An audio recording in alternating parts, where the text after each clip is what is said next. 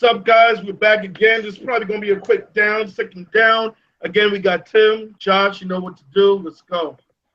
All right, Josh, we got JJ Watt now. They're saying that he may be out for the season with a back injury, and the the things they were saying before the season start. They were saying that some felt that he should have just waited until maybe mid-season to come back. He shouldn't rush, but a guy like JJ Watt who's passionate about football, he's a leader. He's the top defensive player in the league. What do we think? So now he's out for the year. I don't think the Houston Texans are going to go very far in defensively because you have a guy like Jadeveon Clowney. I mean, he still I still to this day say he don't fit that defense. He don't fit the 3-4. He needs to put his hand in the dirt in the 4-3 defensive line. We have a guy like Merciless, Jonathan Joseph who could step up, but I don't like the Texans offense. I don't like Brock Osweiler. I don't like Lamar Miller. I don't. The only thing that's very for sure is Hopkins. And remember, you still need a quarterback to feed him the ball. And we saw how that looked like against the Patriots with nothing. You can't stop a rookie quarterback like in Brissett. What else can you really do? So I don't like it at all. Yeah, I agree. It's the Texans really, they had like well, it was a 2-score. I'll give them that against the Bears. It wasn't anything like they stomped them out, and they barely pulled one out against the Chiefs. And sorry. Yeah, I don't like how their defense is going without Watt there to be a main pass rusher on that left end, especially when he's so versatile and he can switch anywhere on that line, DT, right end, left end, wherever you put him. Not many players on that line can do what he can do. And like you said, Jadeveon Clowney, I believe he gets any sort of production or success that he has right now based on what Watt does on the other side and the pressure and the wreck that he causes, the havoc that he causes on the other end. So more attention is put to him than, focus on Clowney per se. So now that if you have Watt out, who you're mostly going to focus on is Clowney, and you're just going to look at the rest of the line as average and just man on man guard them up. And you're right, it's not like they really have a stellar linebacker corps. I would say the Texans corners are pretty average. Joseph and Daniels back there and everything. So, without him, a main pass rusher, I think that's going to hurt. It could definitely affect, at least a score or two a game. Because he does so much on that field that doesn't get on the stat sheet, like tip passes or getting in the quarterback's face to cause inaccurate passes and causing third down disruptions. And what he does on the field is amazing, and they're absolutely going to miss him for the rest of the year. It'll definitely affect some wins and losses going down the road. As far as their fate in the division, I still think. Let me see. What do you think they could do? Do you think they could still pull out a wild card? I'm kind of debating just based on the division. It's kind of weak, but at the same time, I don't think they have the offensive power like the Colts and the Raiders might. And that's the thing. I've said before, I didn't like the Brock Osweiler move because he only plays 7 games. Only plays 7 games with the Denver Broncos, and that's not enough games to know that this guy could do something. And for the amount of money he's making, my God. Lamar Miller is a regular back. He's a second-tier regular back. He's not in the same category like Jamal Charles or Adrian Peterson or even LaShawn McCoy. So my whole thing is, fine. You got Hopkins, but you got to be a good quarterback to get him the ball. That's all you have really. Fuller and Jalen Strong, those are great commodities. I'll tell you this: Andrew Luck needs to step up. This guy has been blessed with a lot of amount of weapons the day he came out the draft. There's no excuse. He always had an offense. Fine, you have Frank Gore, who's a better back than anything he ever had. The Colts should win the division. To their defense, they got as many points as the Patriots do this year. They got 81 points, but at the same time, you're right. Andrew Luck is going to be in shootouts all year because his defensive supporting cast is. Now, I tell you this, my team that I picked was the Jacksonville Jaguars, and I don't know what's going on with them because to me, I love their offense. They all come on. They've got so much talent in their offense, and their defense is sleepers. I mean, I don't understand what's going on with them.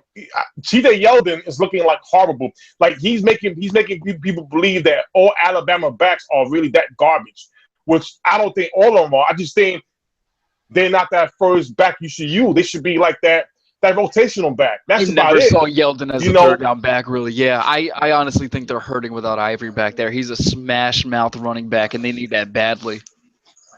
Right. So, I don't think the Texans are going to go far. I think losing J.J. Watt is going to really hurt their defense. He makes everybody just go after them. Exactly. I'm sorry. I think the GM needs to have his resume ready for somewhere else next year. Yeah, I agree. All right, we're gonna be respectful this one with Odell Beckham Jr. I'm gonna be very respectful. All right.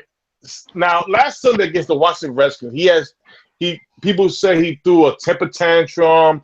Well, we all seen what it was. He hit the net. He was crying. He was pissed off. And I'm gonna say that I'm gonna be real and come out with this. I'm not mad for what he did. I'm not mad at all. Now, what he did, I'll be the biggest hypocrite in the world if I said he doesn't like football because he got mad. I love players who get mad. That shows you when you're losing. It shows you how much you care about the game. Odell loves the game. About it, I'll bring everybody back to the Dallas Cowboy game. His first game against the Dallas Cowboys, he had the one-handed catch. He cried after the game, tears, because he didn't want to lose. He's sensitive. He's a young kid.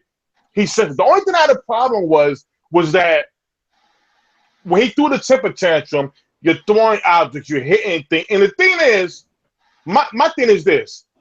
It's okay for you to be mad, but channel that anger and passion towards your teammates. Now, we saw on the sideline where Eli Manning, it was about time. Last year we seen this. Nobody went to Odell. This year we saw Eli Manning talk to him, but is Eli Manning the type of quarterback that guys going to listen to? I don't think so. When this happened to Dez Bryant, and again, some people could say, oh, well, A.J. Green doesn't get mad, or Calvin Johnson.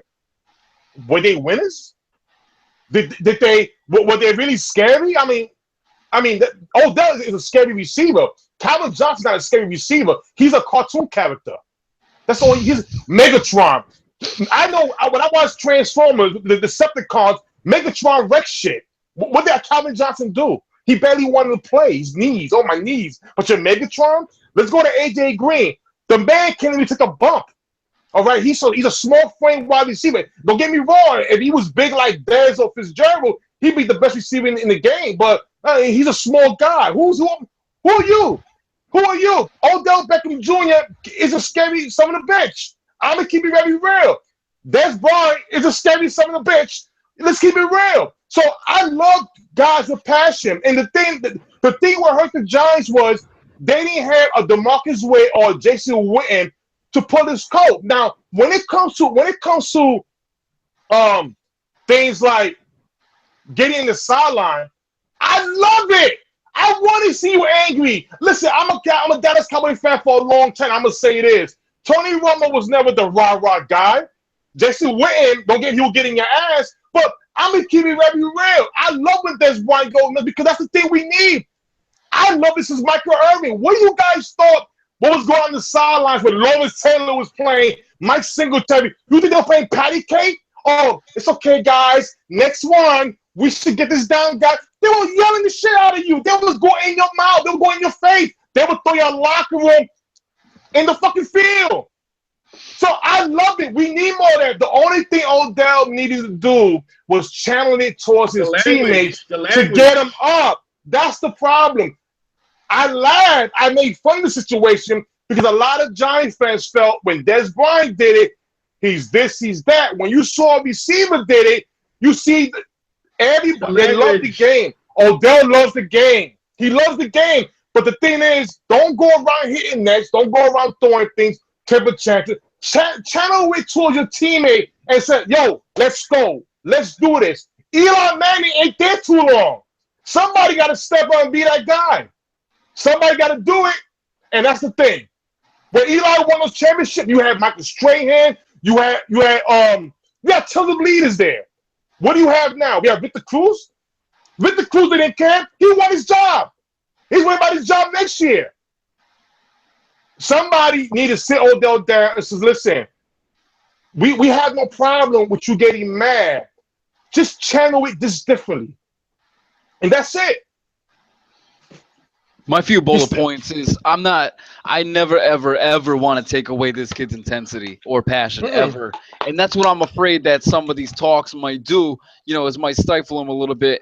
And I really hope it doesn't, because this is what makes the kid so great and makes him shift into that extra gear on the field. I hope he never loses that. And I'm glad he has that, because I myself as a fan, I'm sick of losing, and I'm sick of watching these players go out half-assed or just blow a lead and look like they stop caring because, they're getting a paycheck at the end of the day. You can tell this kid sincerely just wants to get dubs at the end of the day. He doesn't care who gets the 4 touchdowns, 300 receiving yards. He wants a W. He wants a check in the W column at the end of the Sunday or Monday night or Thursday or Saturday in January. Wow. He doesn't care about anything else other than that. And until we start winning, I think, he's going to – I think he's going to keep the intensity, and he's going to keep bringing the heart to the sideline. Like you said, I think he should have channeled it a little bit better. And I think the only way he needs to change if he is being a distraction to his teammates and to McAdoo from doing his job, which I think he was doing last Sunday. So I think he does need to bring it down a bit to where he's not distracting the other players in the sense, taking their mind out of the game, and distracting McAdoo from doing what he does. If he's distracting McAdoo, then obviously, yes, it is a problem, and he needs to switch that up. But at the same time, I'm always going to confer back to, I hope he always keeps that passion. I was happy that he kept it on the sidelines rather than do anything stupid on the field. He didn't draw one flag. He didn't do anything stupid or after the play with Norman. He didn't do too much. Well, Josh, I think he did, Josh. The play where Eli Manning threw, I think it was a screen pass. So I believe it was Victor Cruz, and where he launched at Josh Norman helmet under the chin. I'm surprised they called the flag. They called offensive pass interference. My thing was the NFL already said that he has one more fine and he's suspended. I'm wondering if Josh, you know what, Josh Norman ain't gonna do that. But if Josh Norman could have, that could have been something where they could have got Odell. Listen, the last game against the Saints, the play is on the other side. The guy's already out of bounds. Odell runs when Kenny McCall was not even looking, and he just knocks him down. So it was ridiculous. The thing is this, and it's a pattern. This is not something where guys are making up. He's already been fined 2 times for late hits and a lot of dirty play. The thing is this is a man's game. If guys will Google things about you and find things they can, personal things, and use it against you on Sundays, that's part of the game. When it comes to Odell Beckham, and I've said it before, anybody said it that I know, I still think he's better than Antonio Brown. But he has it better than Antonio Brown. If Tony Brown's the best receiver and I think Odell's there, well, listen, I'm going to call it spade a spade. The man, I wouldn't mind him being on the Cowboys. We troll each other because it's Giants and Cowboys. That's what we do. But the man is the truth. The problem is that he has a sensitive attitude that can cost you game in a sensitive. This is a sensitive generation. For instance, if you want to go ahead, you cannot get mad. Whatever personal videos you're doing, that's your personal business. But guess what? You're giving out to people to see. That's gonna make you that's gonna give people material to use against you. And when they use it against you, this is what causes the problem. All right, guys. My thing is this: you got a $100 million contract that's sitting up in the Mariners office under the drawer, peeking at you like, Odell, I'm here for you to sign. Stop the bullshit. $100 million contract. Language. That's what Odell got to look at. And I'm going to say it again. He is a top receiver in the NFL. He has the potential to be the best receiver in the NFL. And I would love if he played next to Des Bryant. Players respect this game. He's a dangerous player, but take it seriously. This is your job. Whatever you do whatever you do before 1 o'clock game and after the midnight game, that's your business. We don't need to see that. If you can't handle the judgment, I'm sorry. That's your fault. It will be used against you. And that's what Josh Norman did. And I'm going to say Odell may have won. We got to wrap it up. Odell may have won the battle as far as the stats. He didn't win the war. We play again in January. Let's see. All right, you guys. That last game of the season. Yep. Hopefully it's a playoff spot. All right, guys. That's this down. We'll be back with the final and third down.